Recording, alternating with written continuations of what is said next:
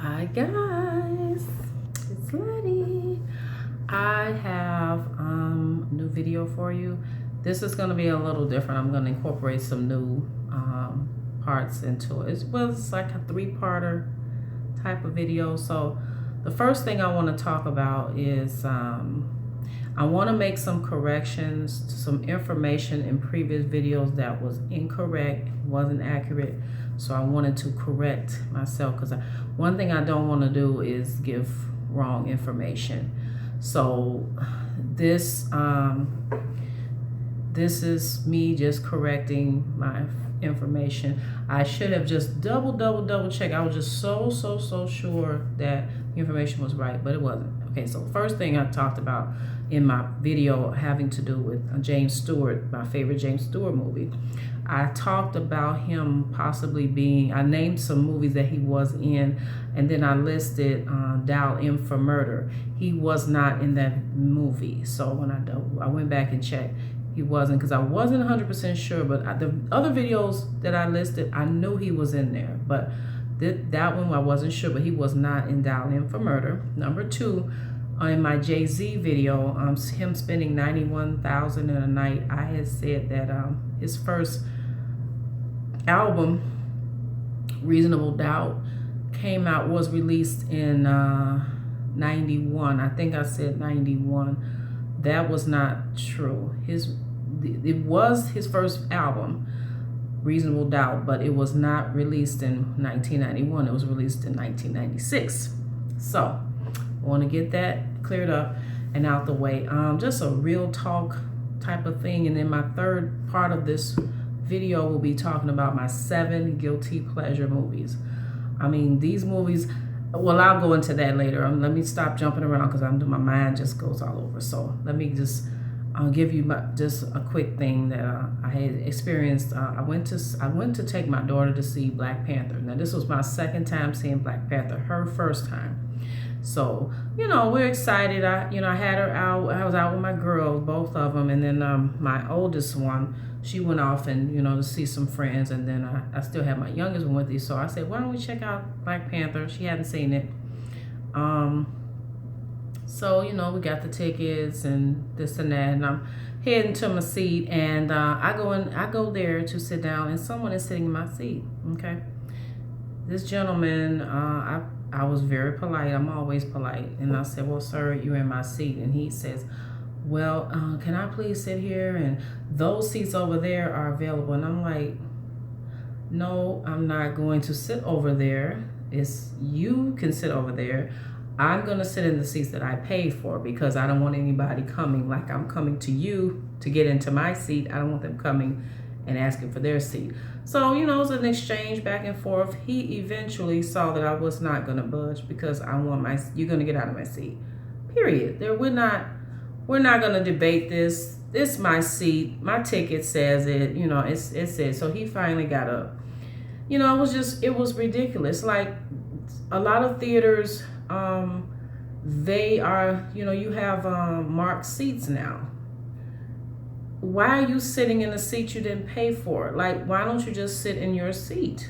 Like, I don't know what this hop around musical chairs thing was, because someone else on the other side was sitting in someone else's seat. I was like, this theater, I don't know if I'll be back going to that theater because I'm used to not having this problem. I don't know what that was about. I don't appreciate someone sitting in my seat. If I paid for the seat, I want to sit in my seat. That's the seat that I chose. That's the seat that I'm going to sit in. So either you get up or I'm going to go get security. Okay, that's it.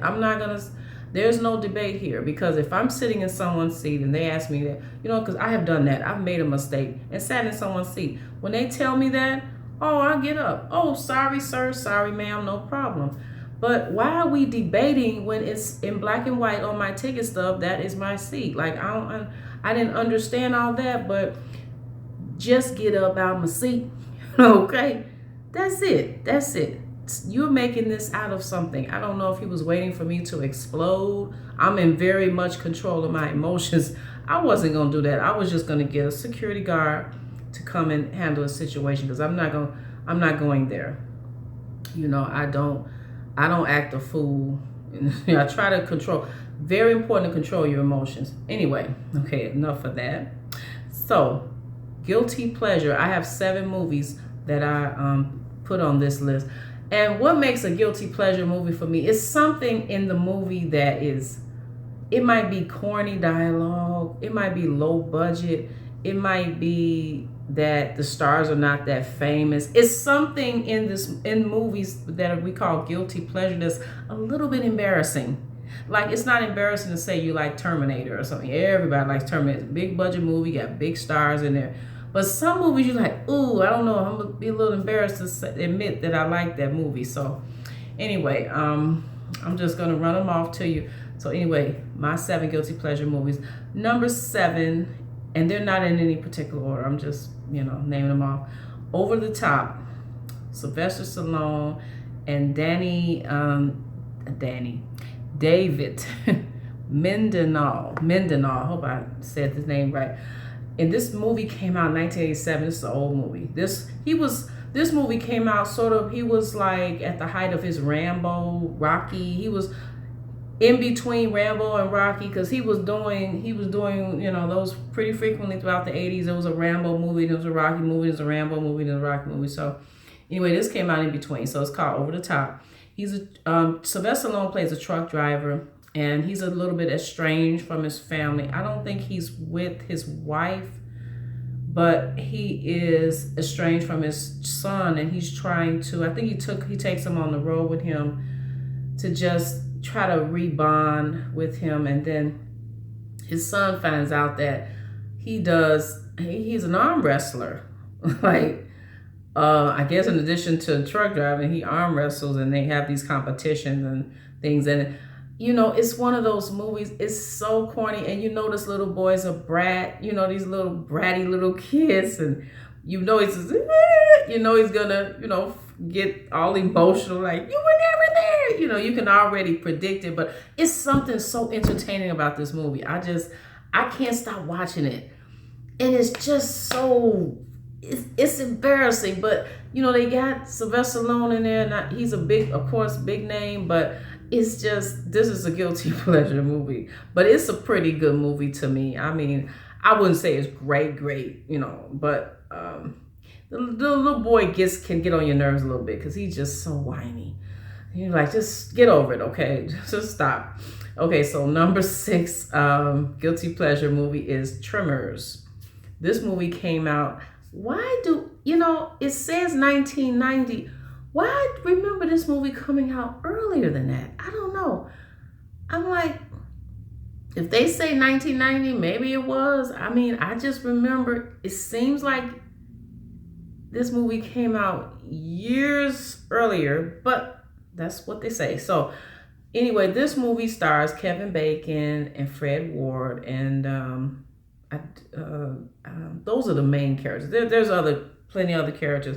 The guy, Michael Gross, was in there. He played, was he the sheriff or something?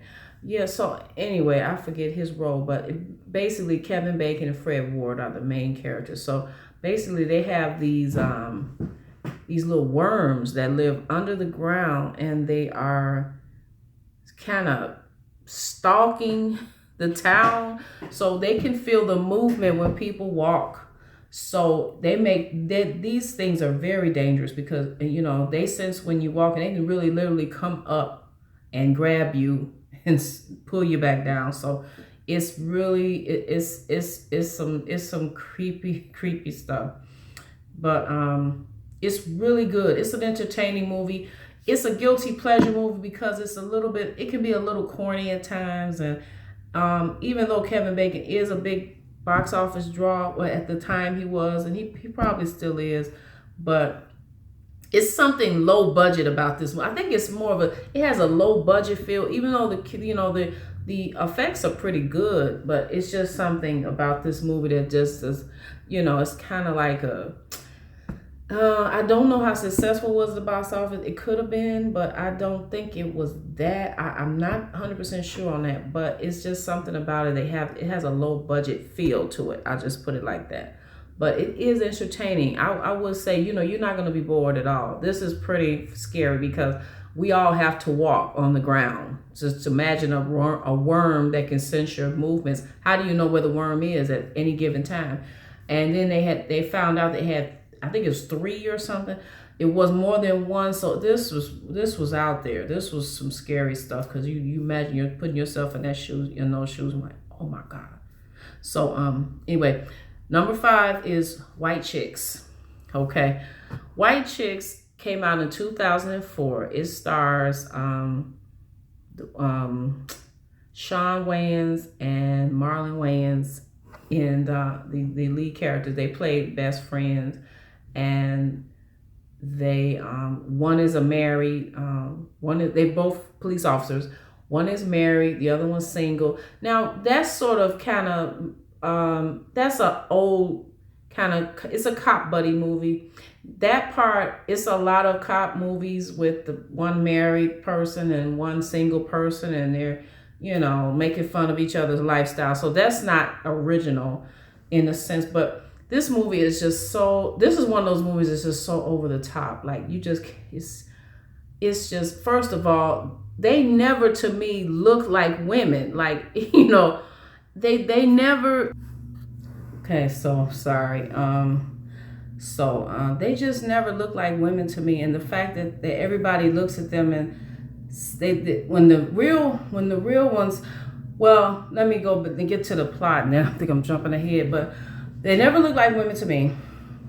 They are basically trying to impersonate the people that they're trying to protect, because they're hired to protect twin heiresses, and they're trying to, some events happen, and the people that the twin heiresses that they're trying to protect are not able to make the function that they're trying to get to. So they ended up, because they didn't want to spoil the job, basically. So they pretend to be these people, and so that sets the tone for the movie. The main thing of the movie is them impersonating these two girls that are white and they are black. So they just have fun with that. I mean, it is just so, it's so far out there. And the guy, oh my goodness, what is his name? He falls in love with one of them. Terry Crews. I got it. Terry Crews plays a ex-football player, and or either basketball. I don't know if it's basketball or football, but he plays an ex. I don't think he's currently. He might not be an ex, but he's made his money. He's a millionaire, and he's made his money as a sports person. So he falls in love with one of the twins, and he has some funny scenes. I mean, the scene that he's in the club and he has his drink. His drink is laced with some type of drug, and he just starts acting really bizarre, and he gets on the dance floor and just starts doing his dance, and it's just hilarious. But he sings along with certain songs. I'm telling you, it is so funny. He went out on a date with one of them, and I'm cracking up laughing. I mean, this movie is so far over the top, it's ridiculous. But like I say, it's embarrassing in certain places. I'm like, there's no way that these guys can really, I mean, it's obvious they don't look anything like the twins, that they're supposed to be impersonating. It's ridiculous, but that's why it's a guilty pleasure, because I actually think it was successful at the box office, but it's out there. But I like it. So, okay, go figure. Dumb and Dumber. Dumb and Dumber came out in 1994, and it stars Jim Carrey, Silly Self, and Jeff Daniels. They are best friends, and they just seem to always get into some trouble. They don't mean to get in trouble, but they just seem to get in trouble. And one day, one is Jim Carrey's character is a limousine driver, and Jeff Bridges. Oh my God, is it Jeff Daniels? Jeff Bridges. Oh, I get them mixed up. I think it's Jeff Daniels.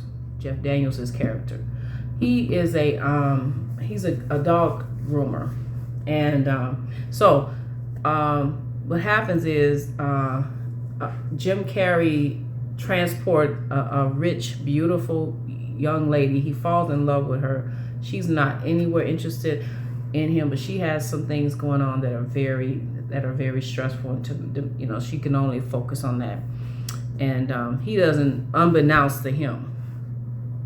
So she accidentally leaves her. Well, he assumes that she accidentally leaves her suitcase in the old. He drops her off at the airport, and then he looks and he notices that she leaves her suitcase in the middle of the airport. So he runs to grab it, and he wasn't able to catch up with her, but he kept the suitcase. So it's a lot of little twists and turns with this movie, but it is hilarious. So hilarious, so funny. This is really funny. Like, this was a very big box office hit. It's silly. It's so silly. Jim Carrey is ridiculous. I think my favorite scene is when he goes to the store. He said, we only have a little money. I'm only getting necessities. And he comes back with all these little toys and stuff. And then he insults an older person. And then the older person ends up robbing him. I think he had him watching his beer or something. It was some kind of crazy. It is. Oh my God. There's so many scenes in this movie that would just leave you like, unbelievable. Like, I can't even believe they did that. It's crazy. Jim Carrey has that physical humor, like John Ritter did, and physical comedy that they use, and it's hilarious. Chris Farley. So this movie it's embarrassing to say that I like it, but you almost feel like, oh my God, I like Dumb and Dumber. People look at you like, are you dumb too? I'm like, no, I just like the movie, So anyway, okay, number 3, House Guest, 1995. It stars Sinbad, Phil Hartman, and Stan Shaw. Let me say, Sinbad is, my favorite scene. Basically, Sinbad is he's a kind of a, he's a good guy, but he owes money to loan sharks, and he is trying to get away from the loan sharks by hiding out with this gentleman. He pretends to be in a series of events. He ends up hiding out at this man's house, which is Phil Hartman, to get away from the loan shark people that are looking for him because he owes money. But it is hilarious. He loves McDonald's. Okay, now there's a scene with him. He goes to this town because this guy lives in a very nice, fluent town, appears, and Phil Hartman's character. And then Sinbad, he's in town. He's looking for a McDonald's. He just want to eat some real food. Like, these people eat a different way than him, and he's not used to that. So he goes to town. He sees a McDonald's, and he, it's like the holy grail.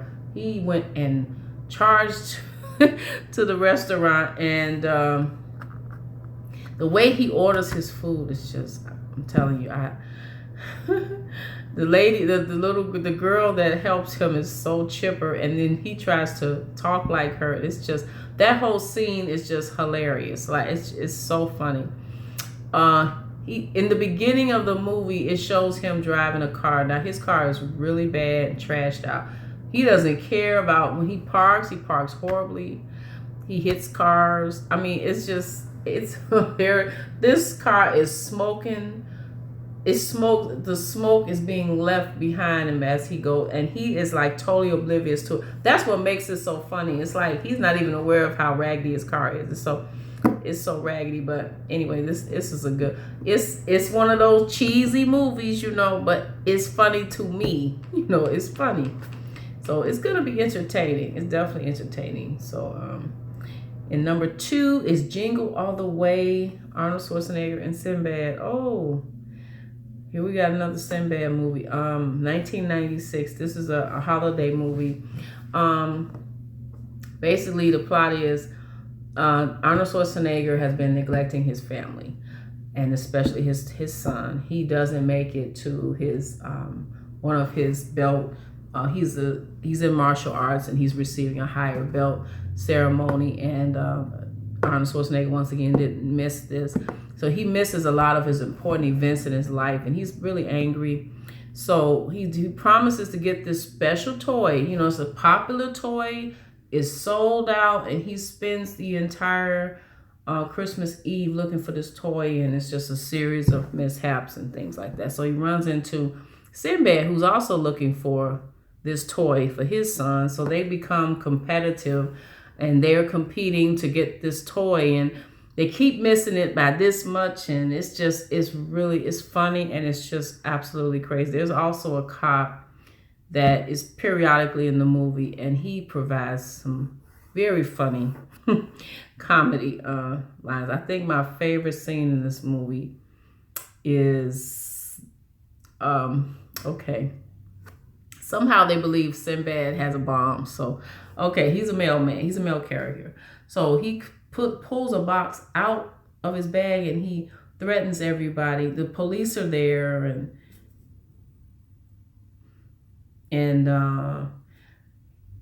he threatens to blow everything up. He has the box in his hand, and he's like, oh, I'm gonna blow it up, I'm gonna blow it up. This is a bomb, this is a bomb. And nobody thought it was a bomb. He didn't even know it was a bomb. And then it turned out to be actually a bomb. And that it was just so freaking hilarious. It was, and then he turns around and says, oh, these are some sick people out here, sick people. And it's like, what is he? He's the one that started the whole thing. As police looking for him. So anyway, it's hilarious. It's corny. Phil Hartman is in this movie, and also he is hilarious. He plays the neighbor that's trying to get next to Arnold Schwarzenegger's wife. So he's really sleazy and low down, but he's hilarious. You know, he is funny. I really, I was really sad to hear about his passing, because he was a very funny guy. In my first #1 movie, and I'm gonna wrap this video up because it's way longer than what I wanted it to be initially, is Blind Fury. 1989. It stars, let me try to get this name right, Rutger Hauer and Brandon Call. This is another bratty little kid. Okay, the little boy did, his parents were killed, and Rutger Hauer, I think he's trying to maybe help him. He comes along, and he's trying to get him to his next of kin, and they have to travel. The plot with this movie is that Rutger Hauer's character is blind.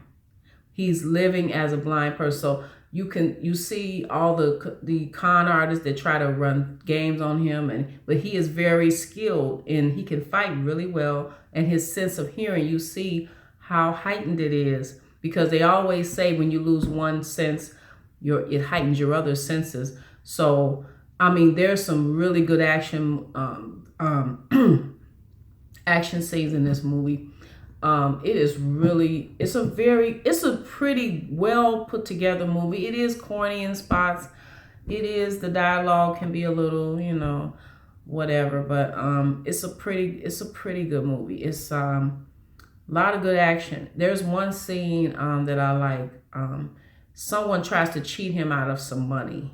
I think they pretended to give him, I think he gave them I'm gonna make up something because I'm not sure the denominations of the bills, but let's say he gave him a 20 and the bill was 10, and they tried to give him, a lesser bill. So he let them know real quick, I know what you're doing. Like he hears really good. So, but he gets him there safely. So he's a bad man. He's a bad man. So I think he was blinded in the war or something. I think they did a flashback to explain how he lost his sight. I think he was a veteran or something. But anyway, those are my 7 guilty pleasure movies. I wanted to thank you guys for looking at the videos. If you like the video, please subscribe. Leave a comment down in the comment section. Maybe share your favorite guilty pleasure movies, and hit the like button if you like the content on the channel. I would appreciate the feedback. Anyway, you guys, I hope you guys have a wonderful day, and this will conclude this video, and you take care. Bye bye.